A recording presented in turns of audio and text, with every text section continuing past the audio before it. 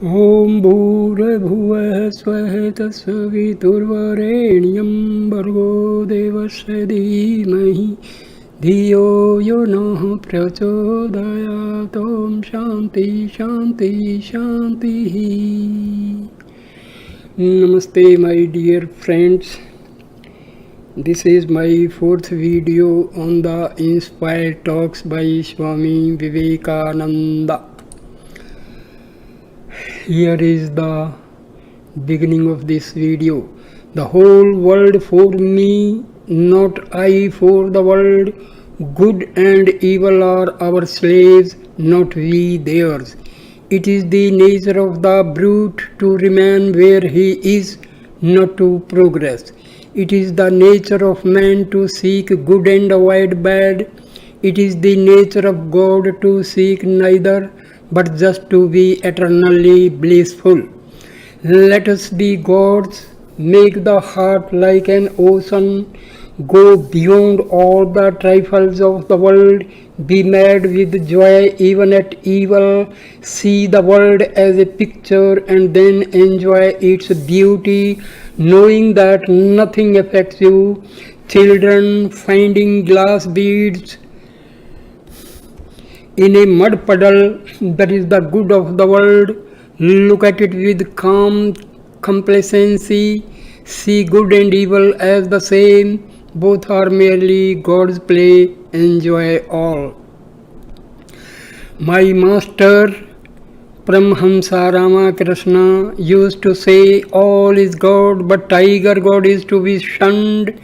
All water is water, but we avoid dirty water for drinking. The whole sky is the censer of God, and the sun and moon are the lamps. What temple is needed? All eyes are thine, yet thou hast not an eye. All hands are thine, yet thou hast not a hand. Neither seek nor avoid, take what comes. It is liberty to be affected by nothing. Do not merely endure, be unattached. Remember the story of the bull. A mosquito sat long on the horn of a certain bull. Then his conscience troubled him and he said, Mr. Bull, I have been sitting here a long time. Perhaps I annoy you. I am sorry, I will go away. But the bull replied, oh no, not at all. Bring your whole family and live on my horn. What can you do to me? Wednesday, June 26th. Our best work is done. Our greatest influence is exerted when we are without thought of self. All great geniuses know this. Let us open ourselves to the one divine actor and let him act and do nothing ourselves. O Arjuna, I have no duty in the whole world, says Krishna. Be perfectly resigned, perfectly unconcerned, then alone can you do any true work. No eyes can see the real forces, we can only see the results. Put out self, lose it, forget it, just let God work. It is His business. We have nothing to do but stand aside and let God work.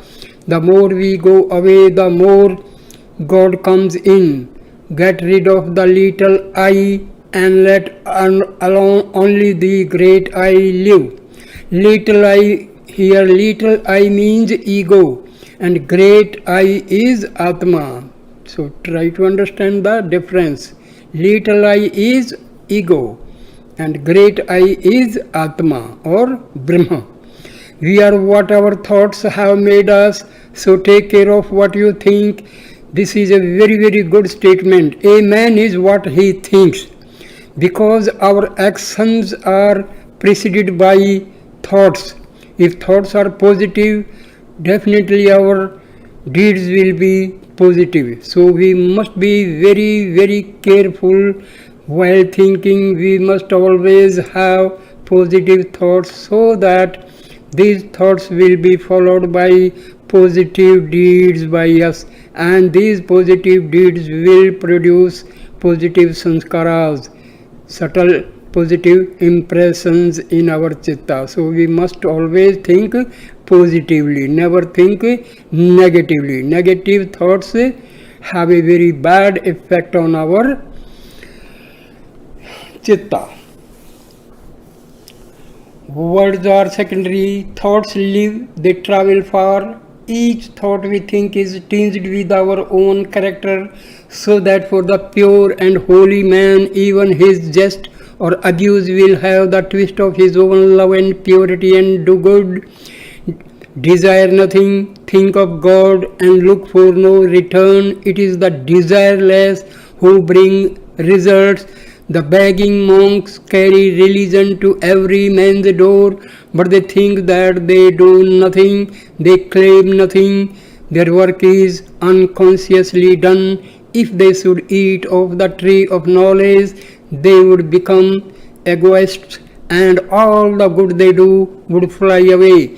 As soon as we say I, we are humbugged all the time, and we call it knowledge, but it is only going round and round like a bullock tied to a tree. The Lord has hidden himself best, and his work is best. So he who hides himself best accomplishes most.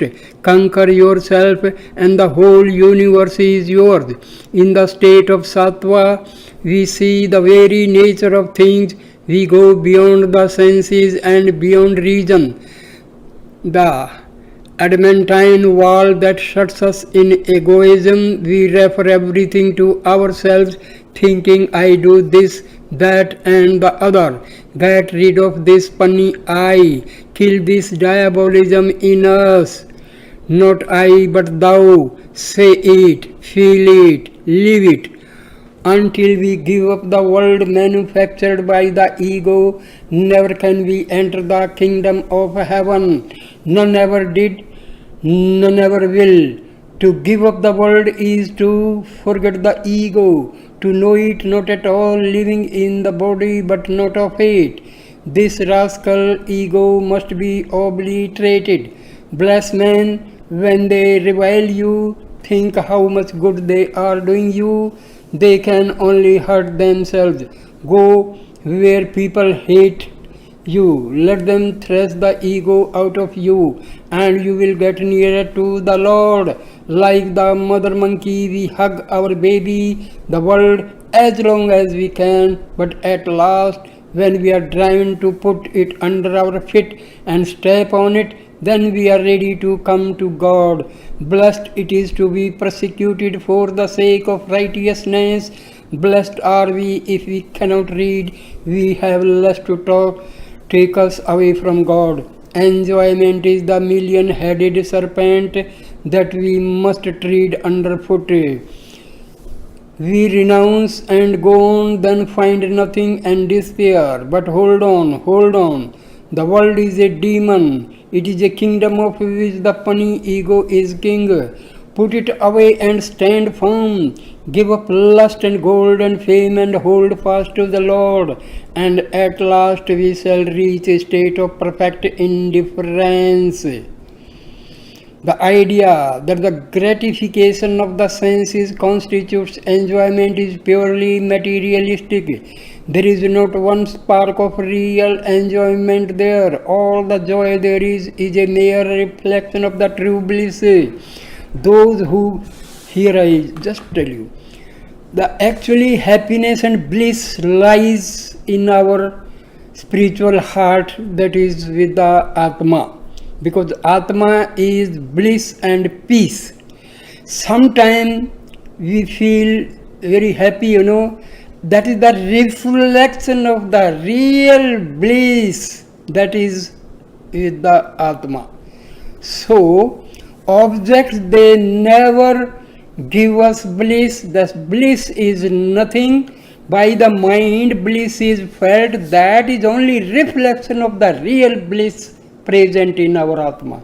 You have to be very careful. So, worldly objects, they will never bring any bliss, happiness. For momentarily they bring pleasure. And happiness is just a reflection of the happiness which lies in the Atma. Those who give themselves up to the Lord do more for the world than all the so-called workers. One man who has purified himself thoroughly accomplishes more than a regiment of preachers. Out of purity and silence comes the word of power. Be like a lily, stay in one place and expand your petals, and bees will come of themselves. There was a great contrast between Keshav Chandra Sen and Sri Ramakrishna. The second never recognized any sin or misery in the world, no evil to fight against. The first was a great ethical reformer, leader, and founder of the Brahma Samaj. After 12 years, the quiet prophet of Dakshineshwar had worked a revolution not only in India but in the world. The power is with the silent ones who only live and love and then withdraw their personality. They never say me and mine. They are only blessed in being instruments. Such men are the makers of Christ and Buddhas, ever living fully identified with God. Ideal existence is asking nothing and not consciously doing anything. They are the real movers, the Jivan Muktas, absolutely selfless, the little personality entirely blown away, ambition non existent. They are all principle, no personality. Thursday, June 27th, Swami brought the New Testament this morning and talked again on the book of John.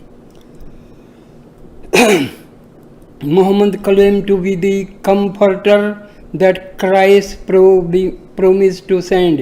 He considered it unnecessary to claim a supernatural birth for Jesus. Such claims have been common in all ages and in all countries. All great men have claimed God for their fathers. Knowing is only relative. We can be God but never know Him. Knowledge is a lower state. Adam's fall was when he came to know. Before that, he was God, he was truth, he was purity. We are our own faces, but can see only a reflection, never the real thing. We are love, but when we think of it, we have to use a phantasm, which proves that matter is only externalized thought. Nivritti is turning aside from the world. Hindu mythology says that the four first created were warned by Swan, God himself, that manifestation was only secondary, so they remained without creating. The meaning of this is that expression is a degeneration, because spirit can only be expressed by the letter and then the letter killed. Yet principle is bound to be clothed in matter, though we know that later we shall lose sight of the real in the covering. Every great teacher understands this, and that is why a continual succession of prophets has to come to show us the principle and give it a new covering suited to the times. My master taught that religion is one. All prophets teach the same, but they can only present the principle in a form, so they take it out of the old form and put it before us in a new one. When we free ourselves from name and form, especially from a body, when we need nobody good forbid, then only do we escape from bondage. Nobody good or bad, then only do we escape from bondage. Eternal progression is eternal bondage. Annihilation of form is to be preferred. We must get free from any body, even a good body, God body. God is the only real existence. There cannot be two. There is but one soul, and I am that. Good works are only valuable as a means of escape. They do good to the doer, never to any other. Knowledge is mere classification. When we find many things of the same kind, we call the sum of them by a certain name and are satisfied. We discover facts, never why. We take a circuit in a wider field of darkness and think we know something. No, why can be answered in this world, for that we must go to God. The knower can never be expressed. It is as when a grain of salt drops into the ocean, it is at once merged in the ocean. Differentiation creates homogeneity or sameness is God. Get beyond differentiation, then you conquer life and death and reach eternal sameness and are in God or God. Get freedom even at the cost of life. All lives belong to us as leaves to a book, but we are unchanged. The witness, the soul upon whom the impression is made, as when the impression of a circle is made upon the eyes when a firebrand is rapidly whirled round and round. The soul is the unity of all personalities, and because it is at rest, eternal, unchangeable, it is God, Atman. It is not life, but it is coined into life. It is not pleasure, but it is manufactured into pleasure. Today, God is being abandoned by the world because he does not seem to be doing enough for the world, so they say, of what good is he? Shall we look upon God as a mere municipal authority? All we can do is to pull down all desires, hates, differences, put down the lower self. Lower self means here ego, commit mental suicide as it were, keep the body and mind pure and healthy, but only as instruments to help us to God. That is their only true use. Seek truth for truth's sake alone. Look not for bliss. It may come, but do not let that be your incentive. Have no motive except God. Dare to come to truth even through hell. Friday, June 28th, the entire party went on a picnic for the day, and although the Swami taught constantly as he did wherever he was, no notes were taken and no record therefore of what he said remains. As he began his breakfast before setting out, however, he remarked, be thankful for all food. It is Brahma. His universal energy is transmuted into our individual energy and helps us in all that we do. Saturday, June 29th, the Swami came this morning with the Gita in his hand. Krishna, the Lord of Souls, talks to Arjuna or Gudakesa, Lord of Sleep. He who has conquered sleep, the field of virtue, the battlefield, is this world. The five brothers representing righteousness fight the 100 other brothers, all that we love and have to contend against. The most heroic brother Arjuna, the awakened soul, is the general. We have to fight all sense delights, the things to which we are most attached, to kill them. We have to stand alone. We are Brahma. All other ideas must be merged into this one. Krishna did everything but without any attachment. He was in the world but not of it. Do all work but without attachment. Work for work's sake, never for yourself. Freedom can never be true of name and form. It is the clay out of which we, the poets, are made. Then it is limited and not free, so that freedom can never be true of the related. One poet can never say, I am free as a poet. Only as it loses all ideas of form does it become free. The whole universe is only the self with variations, the one tune made variable by variation. Sometimes there are discords, but they only make the subsequent harmony. more perfect. In the universal melody, there three ideas stand out: freedom, strength, and sameness. If your freedom hurts others, you are not free there. You must not hurt others. To be weak is to be miserable, says Milton. Doing and suffering are inseparably joined. Often, too, the man who loves most is the one who suffers most. To work, you have the right, not to the fruits thereof. Evil thoughts looked at materially are the disease bacilli. Each thought is a little hammer blow on the lump of iron which our bodies are, manufacturing out of it what we want it to be. We are here to all the good thoughts of the universe if we open ourselves to them. The book is all in us. Fool, hearest not thou. In thine own heart day and night is the thing, that eternal music, Satta Chit Ananda. Soham, existence, knowledge, bliss, absolute, I am He. The fountain of all knowledge is in every one of us, in the ant as in the highest angel. Real religion is one, but we quarrel with the forms, the symbols, the illustrations. The millennium exists already for those who find it. We have lost ourselves and then think the world is lost. Perfect strength will have no activity in this world. It only is, it does not act. While real perfection is only one, relative perfection must be many. Sunday, June 30th.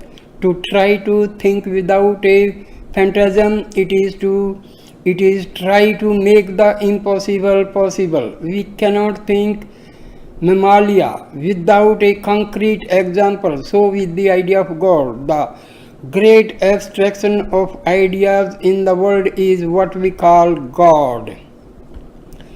Each thought has two parts, the thinking and the word, and we must have both.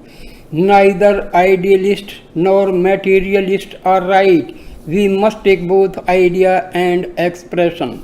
All knowledge is of the reflected, as we can only see our face in a mirror. No one will ever know his own self or God, but we are that own self, we are God. In Nirvana, you are when you are not. Buddha said, you are best, you are real when you are not. When the little self is gone. Little self is gone means ego is gone. The light divine within is obscured in most people. It is like a lamp in a cask of iron, no gleam of light can shine through. Gradually, by purity and unselfishness, we can make the obscuring medium less and less dense until at last it becomes as transparent as glass.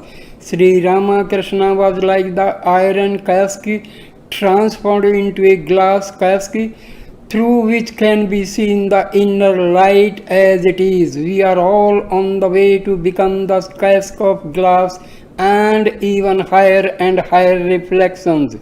As long as there is a cask at all, we must think through material means.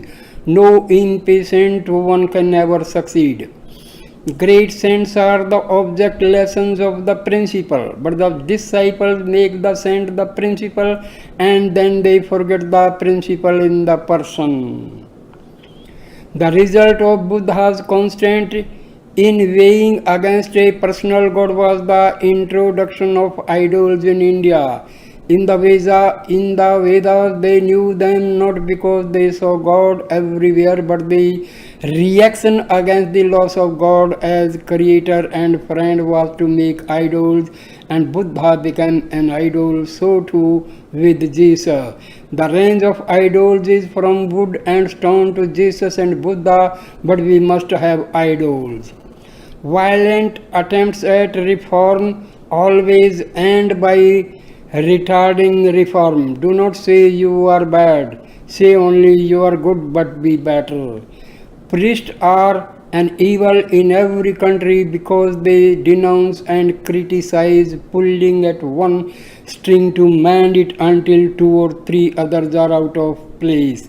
Love never denounces, only ambition does that. There is no such thing as righteous anger of justifiable killing. If you do not allow one to become a lion, he will become a fox. Women are a power only now, it is more for evil because man oppresses her. She is the fox, but when she is no longer oppressed, she will become the lion. Ordinarily speaking, spiritual aspiration ought to be balanced through the intellect, otherwise, it may degenerate into mere sentimentality. All theists agree that behind the changeable there is an unchangeable, though they vary in their conception of the ultimate. Buddha denied this in toto. There is no Brahma, no Atma, no soul, he said. As a character, Buddha was the greatest the world has ever seen. Next to him, Christ, but the teachings of Krishna as taught by the Gita are the grandest the world has ever known. He who wrote that wonderful poem was one of those rare souls whose lives send a wave of regeneration through the world. The human race will never again see such a brain as his who wrote the Gita. There is only one power, whether manifesting as evil or good. God and the devil are the same river with the water flowing in opposite directions. Monday, July 1st, Sri Rama Krishna Deva. Sri Rama Krishna was the son of a very orthodox Brahmin who would refuse even a gift from any but a special caste of Brahmins. Neither might he work nor even be a priest in a temple, nor sell books, nor serve anyone. He could only have what fell from the skies, alms, and even then it must not come through a fallen Brahmin. Temples have no hold on the Hindu religion. If they were all destroyed, religion would not be affected a grain. A man must only build a house for God and guests. To build for himself would be selfish. Therefore, he erects temples as dwelling places for God.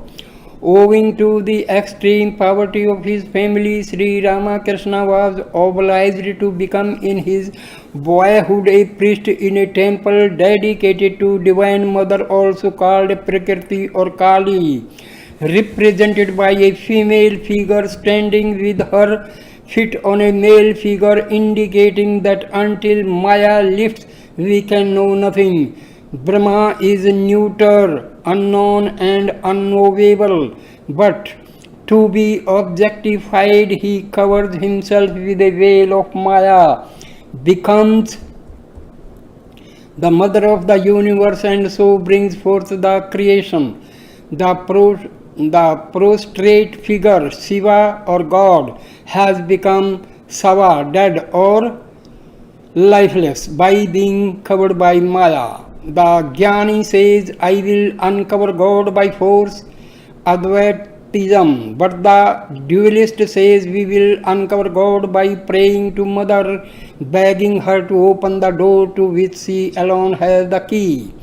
The daily service of the Mother Kali gradually awakened such intense devotion in the heart of the young priest that he could no longer carry on the regular temple worship.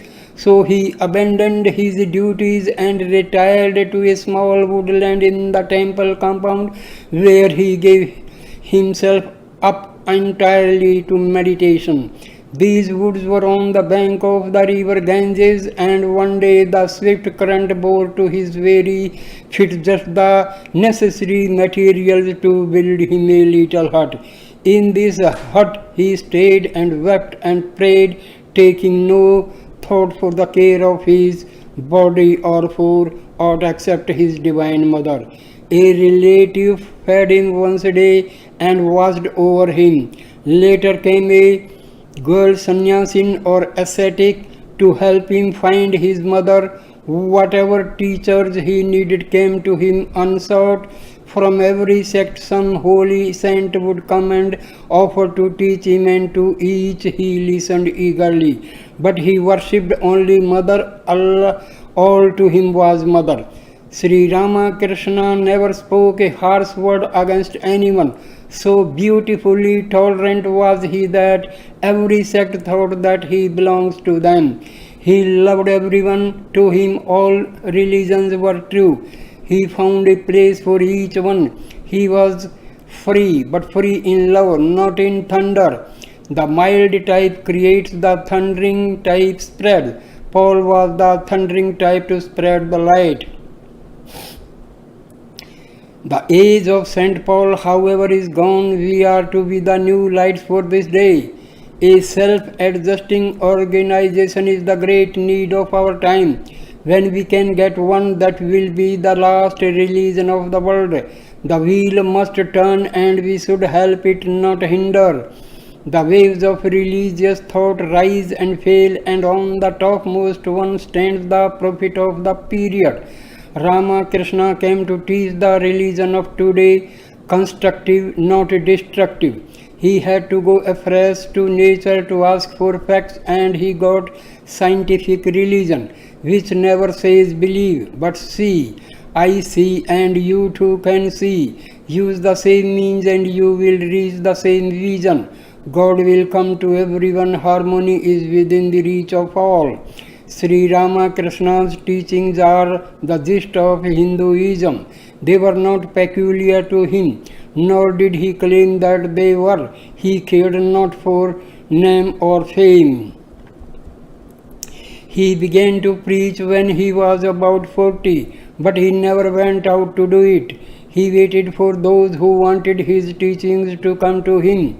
In accordance with Hindu custom, he was married by his parents in early youth to a little girl of 5, who remained at home with her family in a distant village, unconscious of the great struggle through which her young husband was passing. When she reached maturity, he was already deeply absorbed in religious devotion.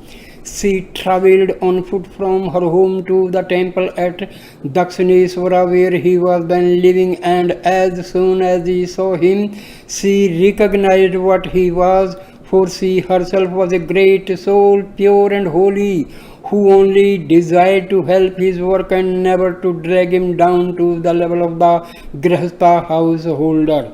Sri Ramakrishna is worshipped in India as one of the great incarnations, and his birthday is celebrated there as a religious festival. A curious round stone is the emblem of Vishnu, the omnipresent. Each morning a priest comes in, offers sacrifice to the idol, waves incense before him, then puts him to bed and apologizes to God for worshipping him in that way, because he can only conceive of him through an image or by means of some material object. He bathes the idol, clothes him, and puts his divine self into the idol to make it alive. There is a sect which says it is weakness to worship only the good and beautiful.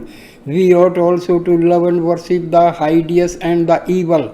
This sect prevails all over Tibet, and they have no marriage. In India proper they cannot exist openly, but organize secret societies. No decent man will belong to them except Sub Rosa. Thrice communism was tried in Tibet, and thrice it failed. They used tapas, and with immense success as far as power is concerned. Tapas means literally to burn. It is a kind of penance to heat the higher nature. It is sometimes in the form of a sunrise to sunset vow, such as repeating Om all day incessantly. These actions will produce a certain power that you can convert into any form you wish, spiritual or material. This idea of tapas penetrates the whole of Hindu religion. The Hindus even say that God made tapas to create the world. It is a mental instrument with which to do everything. Everything in the three words can be caught by tapas. People who report about sects with which they are not in sympathy are both conscious and unconscious liars. A believer in one sect can rarely see truth in others. A great Bhakta, Hanuman, once said, when asked what day of the month it was, God is my eternal date, no other date I care for. Tuesday, July 2nd, the Divine Mother. Shaktas worship the universal energy as mother. The sweetest name they know for the mother is the highest ideal of womanhood in India.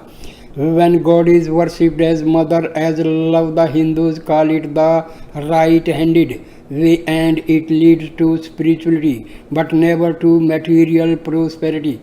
When God is worshipped on his terrible side, that is in the left-handed way, it leads usually to great material prosperity but rarely to spirituality, and eventually it leads to degeneration and the obliteration of the race who practice it. Mother is the first manifestation of power and is considered a higher idea than father. With the name of mother comes the idea of Shakti, divine energy and omnipotence, just as the baby believes its mother to be all powerful, able to do anything. The Divine Mother is the Kundalini sleeping in us. Without worshipping her, we can never know ourselves. All merciful, all powerful, omnipresent are attributes of Divine Mother. She is the sum total of the energy in the universe. Every manifestation of power in the universe is Mother. She is life, she is intelligence, she is love, she is in the universe yet separate from it. She is a person and can be seen and known as Sri Ramakrishna saw and knew her. Established in the idea of mother, we can do anything. She quickly answers prayer. She can show herself to us in any form at any moment. Divine Mother can have form, rupa, and name, nama, or name without form, and as we worship her in these various aspects, we can rise to pure being having neither form nor name. The sum total of all the cells in an organism in one person. So each soul is like one cell, and the sum of them is God, and beyond that is the absolute. The sea calm is the absolute. The sea in waves is Divine Mother. She is time, space, and causation. God is mother and has two natures, the conditioned and the unconditioned. As the former she is God, nature and soul, man. As the latter she is unknown and unknowable. Out of the unconditioned came the Trinity, God, nature and soul, the triangle of existence. This is the Visishta Advaitist idea. A bit of mother, a drop was Krishna, another was Buddha, another was Christ. The worship of even one spark of mother in our early mother leads to greatness. Worship her if you want to love and wisdom. Wednesday, July 3rd. Generally speaking, human religion begins with fear. The fear of the Lord is the beginning of wisdom. But later comes the higher idea. Perfect love casteth our fear. Traces of fear will remain with us until we get knowledge, know what God is. Christ, being man, had to see impurity and denounced it. But God, infinitely higher, does not see iniquity and cannot be angry. Denunciation is never the highest. David's hands were smeared with blood, he could not build the temple. The more we grow in love and virtue and holiness, the more we see love and virtue and holiness outside. All condemnation of others really condemn ourselves. Adjust the microcosm which is in your power to do, and the macrocosm will adjust itself for you. It is like the hydrostatic paradox. One drop of water can balance the universe. We cannot see outside what we are not inside. The universe is to us what the huge engine is to the miniature engine. An indication of any error in the tiny engine leads us to imagine trouble in the huge one. Every step that has been really gained in the world has been gained by love. Criticizing can never do any good. It has been tried for thousands of years. Condemnation accomplishes nothing. A real Vedantist must sympathize with all. Monism or absolute oneness is the very soul of Vedanta. Dualists naturally tend to become intolerant to think theirs is the only way.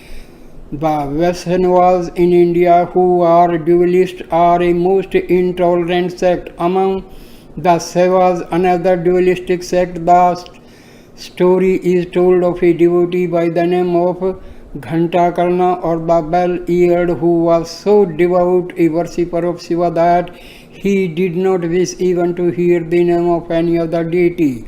So he wore two bells tied to his ear in order to drown the sound of any voice uttering other divine names. On account of his intense devotion to Shiva, the latter wanted to teach him that there was no difference between Shiva and Vishnu, so he appeared before him as half Vishnu and half Shiva. At that moment, the devotee was waving incense before him, but so great was the bigotry of Ghantakarna that when he saw the fragrance of the incense entering the nostril of Vishnu, he thrust his finger into it to prevent the god from enjoying the sweet smell. The meat-eating animal like the lion gives one blow and subsides, but the patient bullock goes on all day eating and sleeping as it walks. The live Yankee cannot compete with the rice-eating Chinese coolie. While military power dominates, meat-eating will prevail, but with the advance of science, fighting will grow less and then the vegetarians will come in. We divide ourselves into two to love God. Myself loving myself. God has created me and I have created God. We create God in our image. It is we who create him to be our master. It is not God who makes us his servants. When we know that we are one with God, that we and he are friends, then come equality and freedom. So long as you hold yourself separate by a hair's breadth from this eternal world, fear cannot go. Never ask that foolish question, what good will it to do the world? Let the world go. Love and ask nothing. Love and look for nothing further. Love and forget all the isms. Drink the cup of love and become mad. Say thine, O thine, forever, O Lord. And plunge in, forgetting all else. The very idea of God is love. Seeing a cat loving her kittens, stand and pray. God has become manifest there. Literally believe this. Repeat, I am thine, I am thine. For we can see God everywhere. Do not seek for him, just see him. May the Lord ever keep you alive, light of the world, soul of the universe. The Absolute cannot be worshipped, so we must worship a manifestation such a one as is our nature. Jesus had our nature. He became the Christ, so can we and so must we.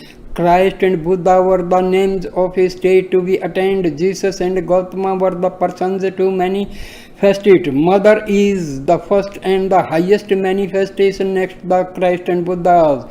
We make our own environment and we strike the fetters off. The Atma is the fearless. When we pray to a God outside, it is good, only we do not know what we do. When we know the self, we understand the highest expression of love is unification. There was a time when I was a woman and he was a man. Still love grew until there was neither he nor I. Only I remember faintly there was a time when there were two, but love came between and made them one. Persian Sufi poem. Knowledge exists externally and is coexistent with God. The man who discovers a spiritual life is inspired, and what he brings is revelation. But revelation too is eternal, not to be crystallized as final and then blindly followed. The Hindus have been criticized so many years by their conquerors that they, the Hindus, dare to criticize their religion themselves, and this makes them free. Their foreign rulers struck off their fetters without knowing it. The most religious people on earth, the Hindus, have actually no sense of blasphemy. To speak of holy things in any way is to them in itself a sanctification. Nor have they any artificial respect for prophets or books or for hypocritical piety. The church tries to fit Christ into it, not the church into Christ. So only those writings were preserved that suited the purpose in hand. Thus the books are not to be depended upon, and book worship is the worst kind of idolatry to bind our feet. All has to conform to the book. Science, religion, philosophy, it is the most horrible tyranny. This tyranny of the Protestant Bible. Every man in Christian countries has a huge cathedral on his head, and on top of that a book, and yet man lives and grows. Does not this prove that man is God? Man is the highest being that exists, and this is the greatest world. We can have no conception of God higher than man, so our God is man and man is God. When we rise and go beyond and find them something higher, we have to jump out of the mind, out of body and the imagination, and leave this world. When we rise to be the absolute, we are no longer in this world. Man is the apex of the only world we can ever know. All we know of animals is only by analogy. We judge them by what we do and feel. The sum total of knowledge is ever the same, only sometimes it is more manifested and sometimes less. The only source of it is within, and there only it is found. All poetry, painting and music is feeling expressed through words, through color, through sound. Blessed are those upon whom their sins are quickly visited, their account is the sooner balanced. Woe to those whose punishment is deferred, it is the greater. Those who have attained sameness are said to be living in God. All hatred is killing the self by self, therefore love is the law of life. To rise to this is to be perfect, but the more perfect we are, the less work so called can we do. The Sattvikas see and know that all is mere child's play and do not trouble themselves about anything. Now here I stop this video. Thank you my dear friends for listening and watching this video with patience. Please like, comment and share the video and subscribe my channel. Thank you a lot. Namaste my dear friends. Namaskar.